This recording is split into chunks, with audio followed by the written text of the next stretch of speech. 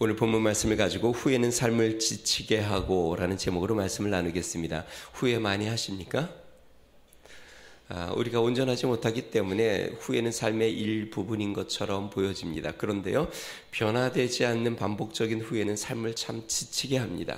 또 후회하고 또 죄를 짓고 또 후회하고 또 실수하고 이렇게 삶이 변하지 않는 후회가 계속 반복되면 그것은 우리의 삶을 굉장히 지치고 피곤하게 만들고 다시 한번 선한 의지를 갖기에 굉장히 죄책감과 나약함을 갖게 되는 것이죠. 이것은 신앙의 삶에도 마찬가지입니다. 하나님 앞에서 주일마다 와서 하나님 죄송합니다 하고 후회를 하고 또 다음에도 또 그렇게 하고 그렇게 하다 보면 어느 순간 내 마음속에 회의와 좌절감이 좀 생기는 것이죠.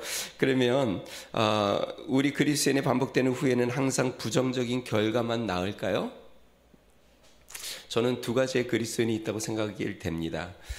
후회와 갈등을 통하여 점점 그리스도를 닮아가는 그리스도인이 있고, 후회와 갈등을 통하여 점점 마음이 강팍해져 가는 그리스도인이 있습니다. 전자 같은 경우는요, 후회와 반복을 통하여 자신을 의지할 수 없는 존재라는 것을 점점 깨닫고, 하나님 밖에 나를 변화시킬 분이 없다는 것을 처절히 깨닫고 자신의 의지를 내려놓고 또 자신의 욕망을 내려놓고 오로지 우리 하나님을 붙잡으려고 노력하는 순간, 반복과 이 후회가 결국 궁극적으로 하나님께서 우리에게 그리스도를 닮아가는 모습으로 인도해 가고, 후자는요, 이렇게 계속적으로 반복되고 후회가 내성이 생겨 마음이 무감각해져서 결국 하나님의 사랑이 멀어지고 세상으로 나아가는 것이죠. 제가 여러분에게 여쭤볼게요. 우리 그리스도인의 죄는 다 나쁜 걸까요? 네, 나쁜 거죠. 죄의 결과는요. 저는 신앙생활을 하면서 두 가지를 생각을 해보는데요. 죄에는 역기능이 있고 선기능도 있다는 것을 깨달았습니다. 선기능이라는 말은 우리 주님이 역사할 때 우리가 짓는 죄는 우리에게 좋은 결과를 만들어내기도 한다는 것을 발견했습니다. 때로는 죄가 우리를 타락하게도 만들지만 이 죄의 결과가 죄가 좋은 것이라고 얘기하는 게 아닙니다. 분명히 잘못된 것입니다. 그러나 죄가 선한 역할을 하기도 합니다. 하루는 예수님이 바리새인의 집에 초대를 받아 집에 들어갔습니다. 그래서 식사를 하려고 하는데 그 동네에 아주 유명한 아주 타락한 여인 한 사람이 그 집에 슬그머니 들어옵니다. 그리고 예수님 옆에 슬그머니 다가오더니 하염없이 눈물을 펑펑펑펑 막 쏟습니다.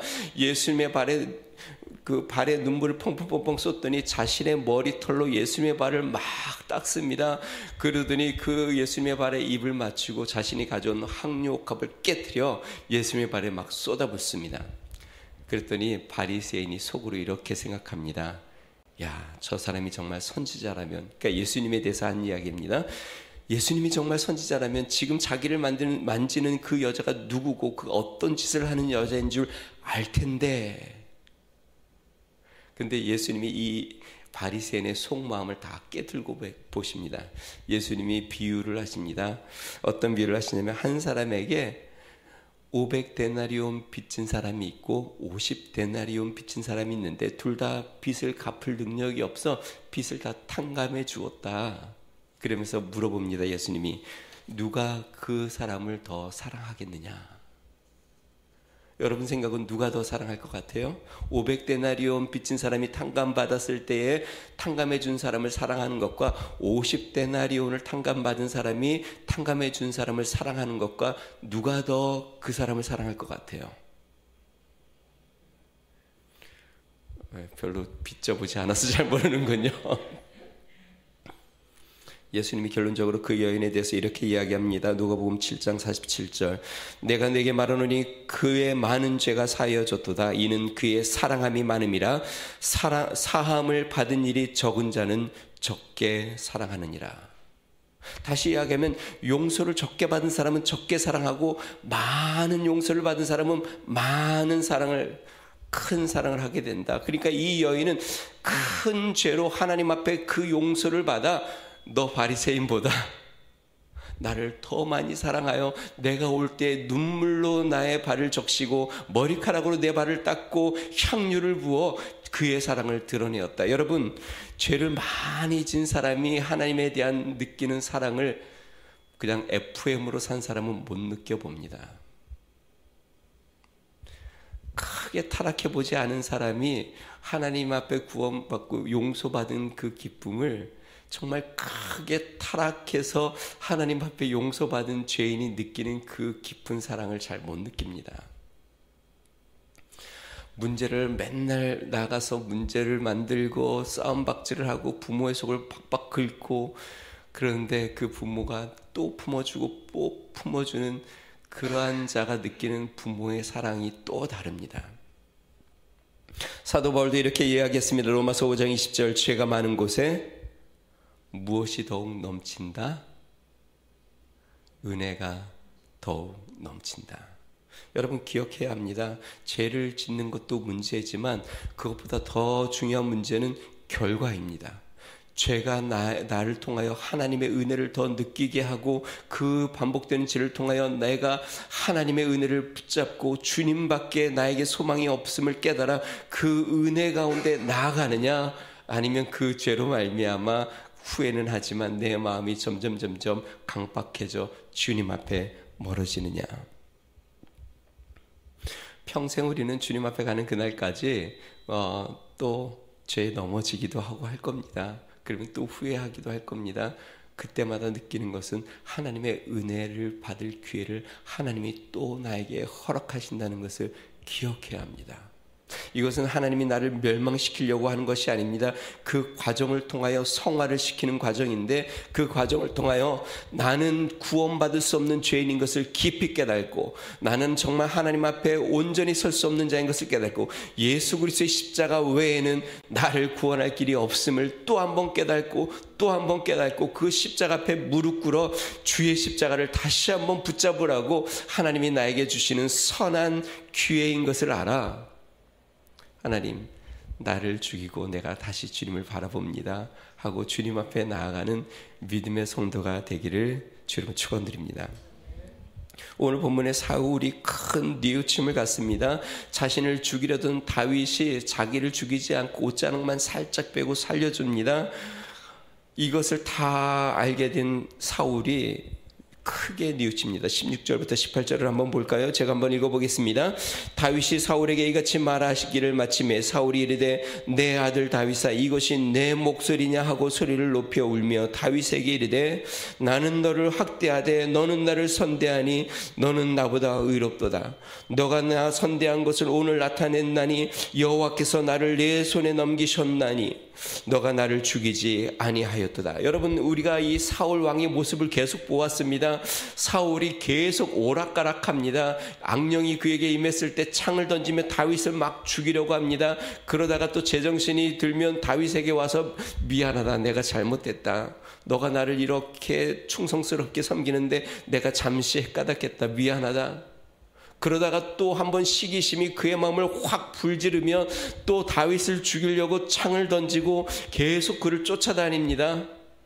마치 그런 것 같죠. 막 이렇게 술 먹고 아내를 막 패는 남자가 깨고 나면 제정신이 들면 여보 미안해, 내가 잘못했어. 그러다가 또 그러면 또 그렇게 하는, 이 지금 사울이 계속 이 일을 반복하고 있습니다.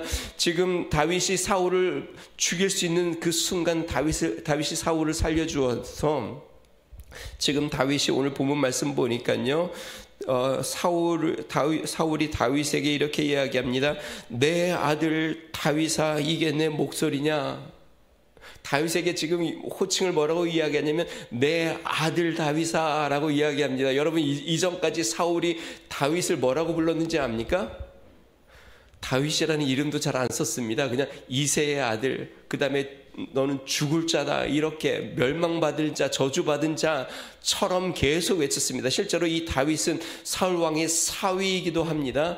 그런데 한 번도 아들처럼 대한 적도 없고 원수처럼 대했고 적으로 대응을 했습니다. 그런데 이 사울 왕이 이 다윗이 자신을 살려준 것을 보고 그 마음에 얼마나 큰 후회를 하는지 다윗에게 처음으로 하는 이야기, 처음으로 그에게 내 아들아 라고 이야기합니다. 뿐만이 아닙니다. 오늘 성경 말씀 보니까요, 이 사울이 소리를 높여 울며, 그러니까 막 통곡을 하는 겁니다. 저는 이런 생각이 듭니다. 이 사울이 아마 자신의 삶을 돌이켜보면서 다윗에게 미안한 것도 있지만 자신의 그 죄책감, 또 자신이 얼마나 이 못할 짓을 하고 있고 이 기간이 자신을 얼마나 힘들게 만들고 피폐하게 만들고 자신의 삶을 무너뜨리게 만들고 자신의 결심이 또 무너지고 또 무너지는 것을 자꾸 발견하면서 다윗에게 미안한 뿐만이 아니라 자신의 삶에 대한 좌절감 때문에 아마 통곡을 하는 것 같습니다. 그러면서 또 이렇게 이야기합니다. 너가 나보다 의롭다. 나는 악하고 너는 선하다. 여러분, 다윗의 후회를 한번 보십시다. 감정적으로 분명히 후회를 했습니다. 이것은 보이기 위해서 눈물을 흘린 것이 아니라 정말 그의 마음속에 자신이 잘못하고 있다는 것을 깊이 깨달아 하염없이 통곡하며 울고 있는 겁니다. 그리고 지적으로도 자신이 옳지 않다라는 것을 분명히 깨달았습니다. 너가 옳고 나는 악하다라고 이야기합니다. 그리고 오늘 본문 말씀 후반절에 보니까요, 다윗을 잡는 것을 포기하고 다윗은 다윗대로 가고 사울은 사울대로 이제 다시 돌아갑니다. 다시 이야기하면 이제 의지적으로 후회하고 있다는 말입니다. 그러니까 전 인격적으로, 감정적으로도, 지적으로도, 의지적으로도 모든 면에서 후회를 하고 있습니다. 사울 왕이. 자, 그러면 제가 여쭤볼게요. 이제 사울이 다음부터는 다윗을 쫓지 않고 사울에게 선대하고 선하게 대하고 또 하나님이 다윗을 세울 것을 인정하고 그 운명을 하나님께 맡겼을까요? 멀지 않아 한두 장만 넘어가면 또 다윗이 나타났다는 소식을 듣고 이 사울 왕이 군사를 모집하여 또 잡으러 옵니다. 다시 이야기하면 결국 이 사울 왕은 반복되는 후회와 또 그 후에 또 악과 이것을 계속 쳇바퀴 돌다가 전쟁터에서 하나님의 뜻에 의하여 죽게 됩니다. 그러니까 다시 이야기하면 온전히 돌이키지 못했다는 것이죠. 성경은 삶의 변화에 대하여 후회라고 말하지 않고 회개라고 이야기합니다. 회개는 이전의 죄와 욕망에서 완전히 돌아서서 새 사람이 되는 것입니다. 조금 착한 사람이 되는 게 아닙니다. 조금 더 의로운 사람이 되는 게 아닙니다. 행동이 조금 바뀌는 것을 이야기하는 것이 아닙니다. 사람이 변하여 새 사람이 되는 것입니다. 그것을 바로 회개라고 이야기합니다. 사랑하는 성도 여러분, 하나님 앞에 온전한 새 사람이 되기를 주의 이름으로 축원드립니다. 우리가 교회 오는 것은 조금 더 착한 사람이 되려고 오는 것이 아닙니다. 조금 더 착한 사람은 여기 안 와도, 교회 안 와도, 절을 가거나 아니면 내가 다른 윤리의 교육을 받거나 아니면 문화센터 가서 무슨 좀 좋은 선한 봉사를 하거나 다른 걸 해도 조금 착해질 수 있습니다. 그렇다고 해서 내 마음 깊숙이 날마다 내 마음 삶에서 불쑥불쑥 올라오는 이 죄의 욕망과 욕심에서 완전히 벗어날 수 없습니다. 그리스도를 믿는 것은 조금 착해지려고 믿는 것이 아니라 새 사람이 되려고, 완전히 새로운 사람이 되려고 예수님을 믿는 것이죠. 그것을 바로 회개라고 합니다. 새 사람이 되는 은혜가 있기를 주님으로 축원드립니다. 자, 그러면 반복되는 후회를 넘어 진정한 회개로 나아가려면 우리는 무엇을 기억해야 할까요? 두 가지만 이야기하겠습니다. 첫째는요, 삶의 주인이 변해야 합니다. 그리스도인은 어떤 자를 그리스도인이라고 이야기하냐면 예수님을 주님이라고 부르는 자를 그리스도라고 해요. 주 예수 그리스도라고 인정하는 자가 그리스도인입니다. 주님은 무엇일까요? 무슨 뜻일까요? 주인 주자, 주인. 그리스도인은 예수님을 나의 삶의 주인으로 모시고 사는 자들을 주인이라고 이야기합니다. 왜 예수님이 우리의 삶의 주인일까요? 사도 바울은 고린도전서 6장 19절에서 20절에 이렇게 이야기합니다. 너희 몸은 너희가 하나님께로부터 받은 바 너희 가운데 계신 성령의 전인 줄을 알지 못하느냐. 너희는 너희 자신의 것이 아니라 값으로 산 것이 되었으니 그런즉 너희 몸으로 하나님께 영광을 돌리라. 우리의 몸으로 어떻게 하라고요? 하나님께 영광을 돌리라. 너희의 몸은 너희의 것이 아니다. 성령의 전이니. 그러니까 우리의 몸, 우리의 생명, 우리의 소유, 우리의 재능, 우리의 모든 것은 우리의 것이 아니라 하나님께서 핏값으로 우리를 사셔서 하나님 것이 되었으니 이제는 그 몸으로 자신의 욕망과 욕심을 위하여 살지 말고 이제 주인, 내 몸의 주인의 영광을 위하여 살라고 이야기합니다. 예수님께서 우리를 위하여 십자가에 죽으심으로 그 핏값으로 죄 가운데 영원한 형벌 가운데 죽을 수밖에 없는 우리를 하나님께서 우리를 사셨습니다. 그래서 하나님이 말씀하십니다. 너는 내 것이다. 그러니까 나는 내 것이 아니고 나는 주님의 것이에요. 사도 바울도 분명히 이야기합니다. 갈라디아서 2장 20절 내가 그리스도와 함께 십자가에 못 박혀 죽었나니 이제는 내가 산 것이 아니요 오직 내 안에 그리스도께서 사시는 것이라. 이제 내가 육체 가운데 사는 것은 나를 사랑하사 나를 위하여 자기 자신을 버리신 하나님의 아들을 믿는 믿음 안에서 사는 것이라. 예수님을 믿는다고도 하면서 우리가 계속적으로 반복되는 후회와 죄 가운데 살아가는 이유는 아직도 삶의 주인이 내가 되어 있기 때문에 그렇습니다. 많은 부분의 삶의 영역에 내가 주인이 되어 내가 원하는 것, 내가 바라는 것, 내가 추구하는 것, 나를 기쁘게 하는 것, 그것을 내가 선택하고 또 행하고 또 행하기에 내가 계속 주인이 되어 나의 삶을 이끌어가기에 죄에서 영원히 벗어나지 않는 것이죠. 사울이 왕에서부터 버림을 받는 장면이 나오는데요. 이전에 우리가 살펴봤는데 하나님의 말씀에 아말렉을 다 진멸하라 그런데 사울이 진멸하기를 싫어해서 살찐 것들을 다 빼놓습니다. 그때 사무엘이 이렇게 이야기합니다. 하나님이 당신이 하나님의 말씀을 듣지 않아서 당신을 버렸습니다. 그러면서 순종이 제사보다 낫다. 여러분, 이 말은 무슨 말이냐면 사울이 이제 자신이 주인이 되었다. 하나님이 주인이 아니라 자신이 자신의 삶의 주인이 되어 자기 멋대로 살고 있다. 여러분, 그리스도인의 삶에 왜 순종이 제사보다 예배보다 더 중요하다고 이야기했을까요? 순종은 나의 주인이 누구인지를 인정하는 것이기 때문에 그렇습니다. 내 삶의 주인이 내가 아니고 주님이니까 내 뜻대로 하는 게 아니라 주인의 뜻대로 살기를 결심하는 것이 순종입니다. 그러므로 순종은 그리스도인의 모습이고 그리스도의 삶에서 드러나는 것이죠. 자, 반복적으로 후회하는 것을 우리가 계속 이어나가고 또 죄 가운데서 우리가 헤어나지 못하는 이유는 내가 주인이 되어 내 삶을 사는 것입니다. 여러분 꼭 기억하십시오. 주인을 바꾸지 않고 후회만 하면 절대로 삶이 변하지 않습니다. 계속 주인으로 내가 살면서 내가 행한 행동에 대해서 내가 후회하고 이러면 안 되는데 이러면 안 되는데 주인은 안 바꾸고 행동만 바꾸려고 하면 영원히 우리의 옛 주인, 죄 가운데 살고 욕망과 욕심 가운데 살았던 옛날의 그 주인은 절대로 선하게 될 수 없습니다. 그 주인은 나에게 선한 것을 원하지 않습니다. 나의 욕망을 원하고 나의 욕심을 원하고 탐욕을 원하고 주인이 변하지 않고 행동만 바꾸려고 하면 절대로 우리는 변하지 못합니다. 그럼 어떻게 될까요? 주인을 바꾸면 끝납니다. 예전에 우리 교회 저희가 교회를 이쪽으로 이전해 오지 않았습니까? 건물을 매입을 하고 그때 이 전 주인 그때 회사가 여기 있었는데요. 회사가 굉장히 좀 어려워져서 공간을 거의 다 이렇게 뭐라 그럴까요? 관리를 거의 안 했더라고요. 거의 회사가 이제 힘들어져서 그래서 이제 건물도 매입을 했겠죠. 우리 카페 공간을 내려가 봤더니 쓰레기가 그냥 가득 차 있고, 그 앞에 우리 지금 정원으로 만들어 놓은 거죠. 거기도 막 쓰레기가 가득 차 있었어요. 그러니까 한 몇 개월 지난 후에 그 사장이랑 만나는 일이 있어서 우리 교회를 오셨거든요.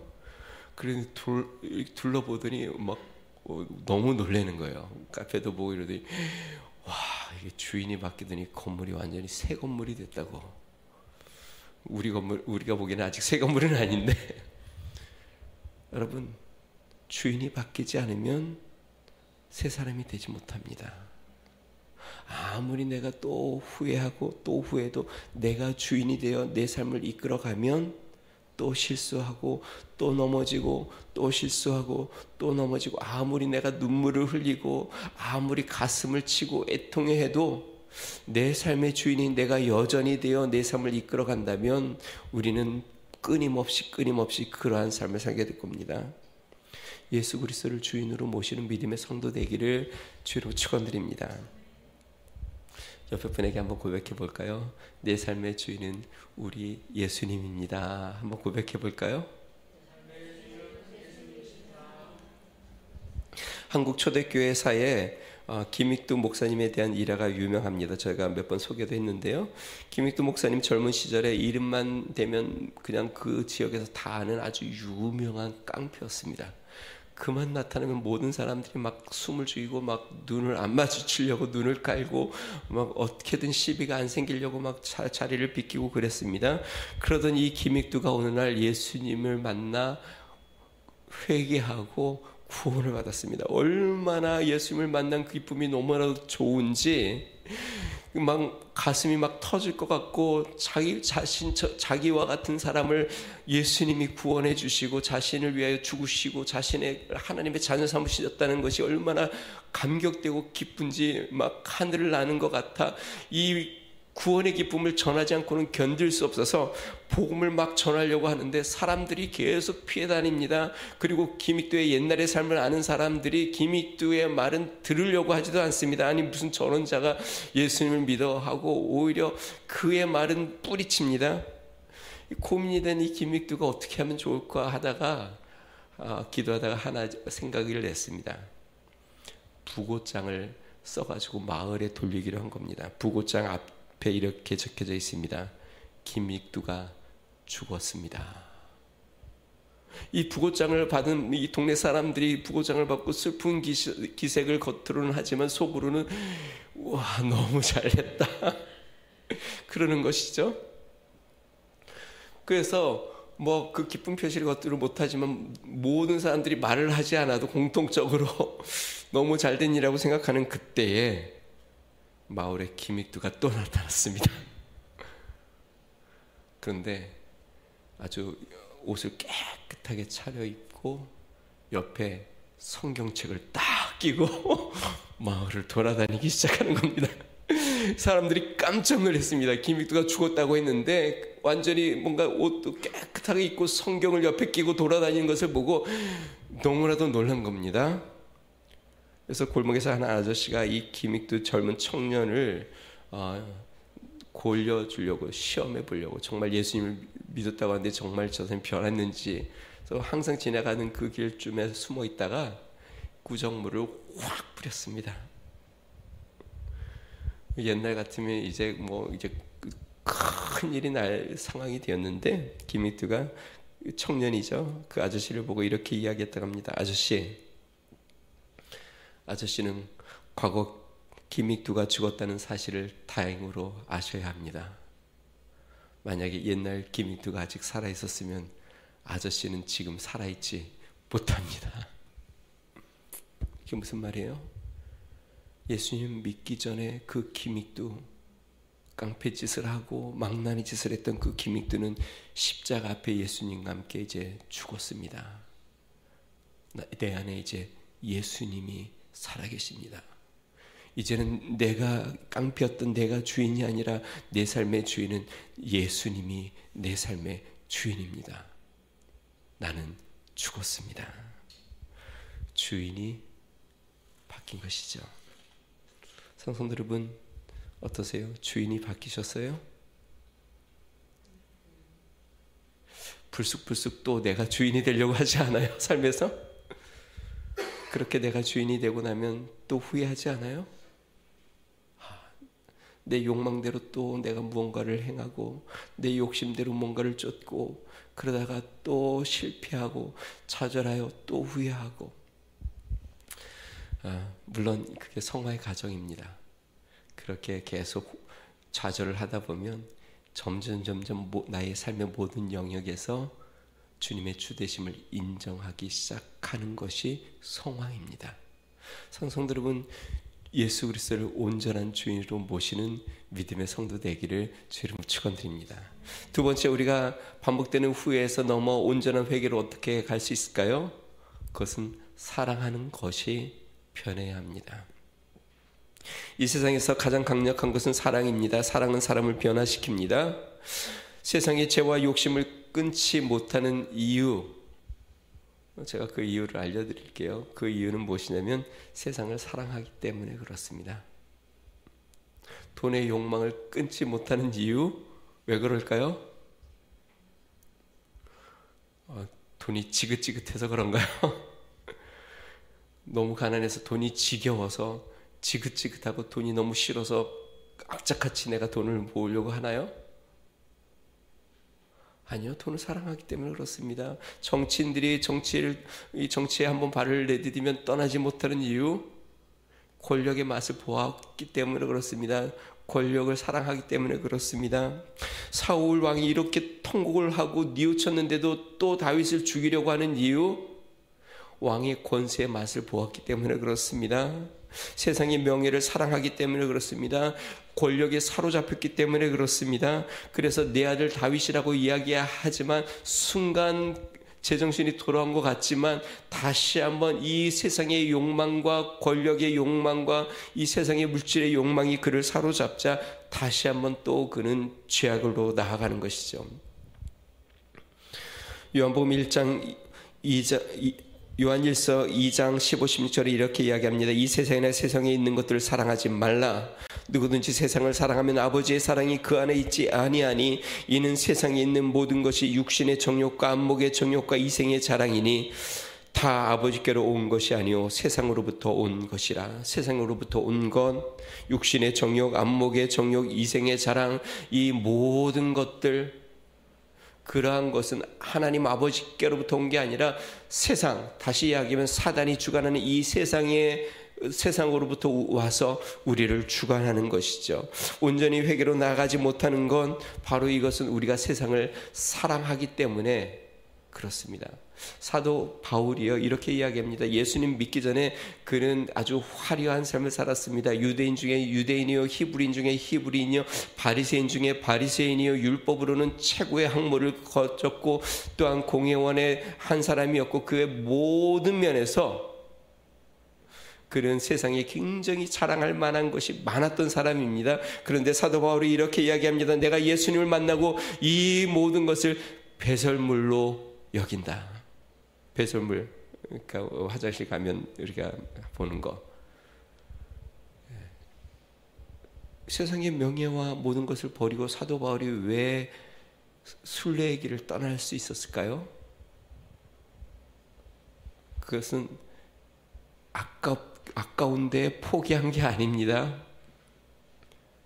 예수 그리스도를 아는 것이 가장 고상하기에, 예수 그리스도의 생명이 가장 위대하기에 세상의 모든 것은 배설물처럼 여겨지기에 그것을 버리는 것이죠. 근데 여러분, 왜 우리는 못 버릴까요?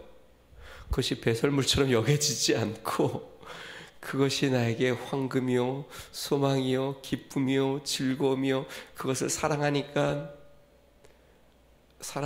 안 버려지죠.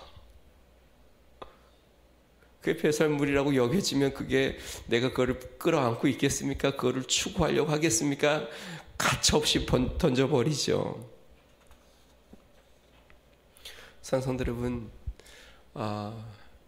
여러분의 반복되는 죄의 죄를 어떻게든 안 지려고 노력하는 것보다 더 중요한 건 세상을 사랑하지 않고 주님을 사랑하려고 결심하는 것입니다. 세상이 그 어떤 것보다, 세상의 쾌락과 세상의 물질과 세상의 명예와 그 어떤 것보다 우리 주님을 가장 내가 사랑하게 되면 그러한 것들은 배설물처럼 여겨지게 됩니다. 사랑은 위대합니다. 사랑은 모든 것을 변화시킵니다. 한 잡지에 이런 기사가 실렸습니다. 78세 된 화란 출신의 엘리나라는 할머니가 있었는데요. 이 할머니가 평생 소원이 무엇이었냐면 담배를 끊는 것이었습니다. 이 할머니는 젊은 시절부터 계속 담배를 폈는데요. 50년 동안 담배를 끊으려고 무진해를 썼습니다. 진료도 받고 약도 먹어보고, 그런데 번번이 계속 실패해서 50년 동안 끊으려고 했는데 아직도 못 끊었습니다. 78세가 되는 그날까지 이 담배 끊는 것을, 담배 피는 것을 끊어보려고 했는데 못 끊었어요. 그런데 어느 날 이 엘리나 할머니가 본인보다 한 살 많은 79세의 제이슨이라는 할아버지를 만났습니다.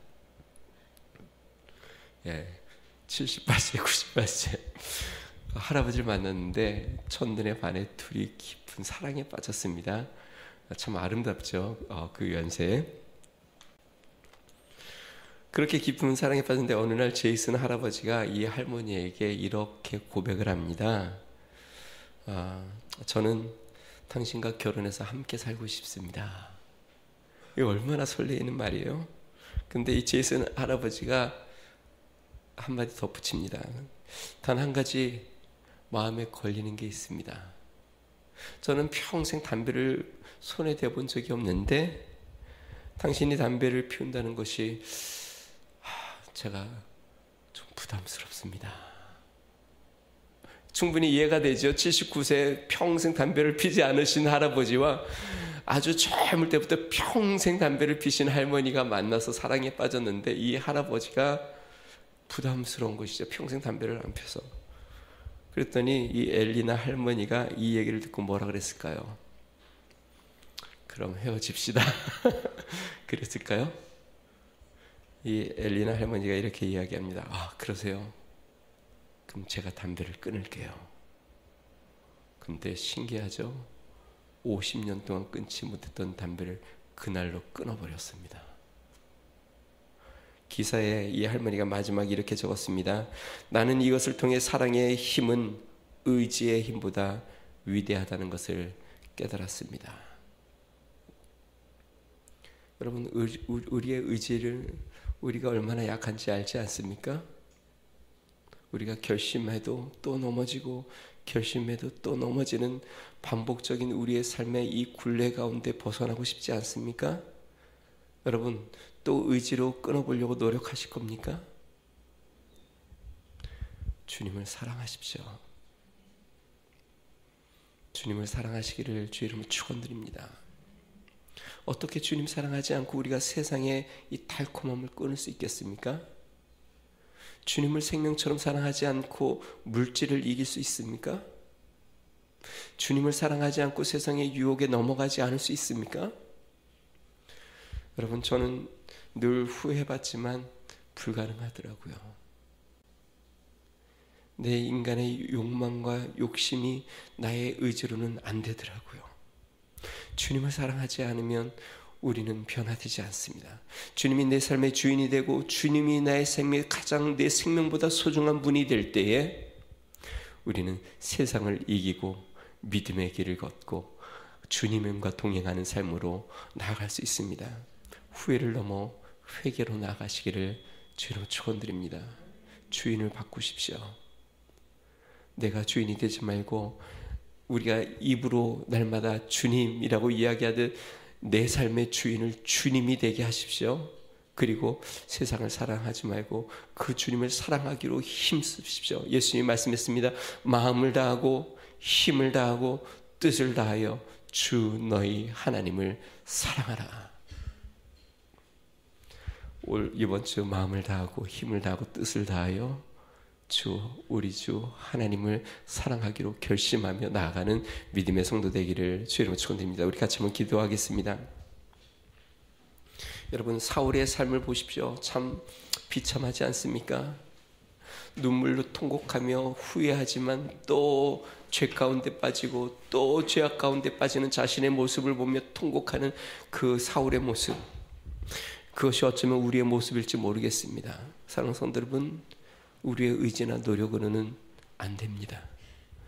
예수님이 내 삶의 주인이 되고 우리 주님을 사랑하고 세상의 그 어떤 것보다 욕망과 쾌락보다 주님을 사랑하지 않는다면, 세상의 것을 단호하게 끊어버리고 주님을 선택하지 않는다면 우리는 변화될 수 없습니다. 주님이 나의 주인이십니다. 주님이 나의 삶의 주인이십니다. 주님을 사랑합니다. 내가 내 삶을 주님의 주인으로 모시며 살기 원합니다. 우리 같이 한번 기도하겠습니다. 좋으신 하나님 아버지, 감사합니다. 하나님, 내 삶에 내가 주인이 되어 살 때에 우리는 또 넘어집니다. 우리는 또 실수합니다. 우리는 또 후회합니다. 하나님, 또 결심하지만 또 하나님 넘어집니다. 우리의 의지로는 우리의 삶을 바꿀 수 없음을 우리는 너무나도 잘 압니다. 우리의 노력이나 우리의 결심으로는 또 넘어지는 것을 압니다. 주님이 내 삶의 주인이 되시고 주님을, 하나님 그 어떤 것보다, 세상의 그 무엇보다 주님을 사랑하지 않으면 하나님, 우리는 또 넘어지는 것을 알고 있습니다. 능하신 하나님 아버지, 주님의 십자가를 바라봅니다. 하나님, 나를 구속하신 예수 그리스도의 은혜를 바라봅니다. 주님을 사랑함 없이 우리가 주님을 닮아갈 수 없으며, 하나님 아버지, 주님을 사랑 없이 우리가 죄에서 하나님 벗어날 수 없음을 보게 됩니다. 능하신 하나님 아버지, 주님, 우리의 삶의 주인으로 하나님 아버지 우리의 삶을 이끌어가 주시옵소서. 매 순간순간 나의 삶의 주인이 되어 주시옵소서. 하나님 아버지, 주님, 우리 주님을 세상이 그 무엇보다 가장 사랑하는 삶이 되게 하여 주시고, 하나님 아버지 주의 은혜 가운데 나가는 믿음의 삶이 되도록 성령이여 도와주시옵소서. 은혜를 베풀어 주시옵소서. 주의 권능으로 인도하여 주시옵소서. 우리 하나님께서 하나님 아버지 주님 이끄셔서 하나님 아버지 그 놀라운 사랑으로 하나님 아버지 주의 권능을 이기고 하나님 아버지 모든 유혹을 이기고 하나님을 사랑함으로 모든 것을 배설물처럼 여길 수 있는 하나님 믿음의 사람들로 나아가도록 주여 은혜를 베푸시며 능력을 베풀어 주시옵소서. 축복하여 주시옵소서. 좋으신 하나님 아버지, 감사합니다. 하나님, 우리 의지만으로는 하나님 우리가 죄를 넘어설 수 없음을 매번 경험합니다. 통곡하고 후회를 하고 또 후회를 해도 하나님 아버지 벗어날 수 없는 굴레 가운데 우리가 놓이는 것을 봅니다. 하나님, 예수님이 내 삶의 주인이 되어 나의 삶을 이끄시지 아니하면, 하나님 주님을 사랑하지 아니하면 세상 유혹이 우리를 빠뜨리오니 주님, 우리의 삶의 주인이 되어 주시옵소서. 하나님, 우리 마음에 그리스도를 향한 온전한 사랑으로 가득 넘치도록 하나님 은혜를 베풀어 주시옵소서. 이번 한 주 주님과 동행하고 주의 사랑으로 살아가도록 축복하여 주시옵소서. 이제는 우리 주 예수 그리스도의 은혜와 하나님 아버지 무한하신 사랑과 성령님의 감동 감화 내주 충만케 하시는 종이 하나님을 나의 삶의 주인으로 모시고 온전히 세상이 아닌 주님을 사랑하여 주님 앞에 나의 삶을 드리며 살기로 결심하는 믿음의 성도, 가정과 교회와 나라와 민족 위에 이제로부터 영원토록 함께 하시기를 간절히 축원하옵나이다. 아멘.